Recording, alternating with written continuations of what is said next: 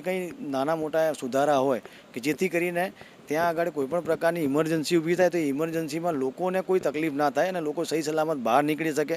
ફાયરના સાધનો ત્યાંના સ્ટાફને ટ્રેનિંગ માટેની કવાયત કરી છે કે એ લોકોને આપણે ટ્રેનિંગ આપી હોય તો તરત જ એ લોકો ફાયર એક્સટિંગ્યુશર કે ફાયરના બીજા હાઇડ્રન્ટ કે હોઝરીલના જેવા સાધનોથી ઉપયોગ કરીને આગ બુઝાવવાનું કામગીરી કરી શકે.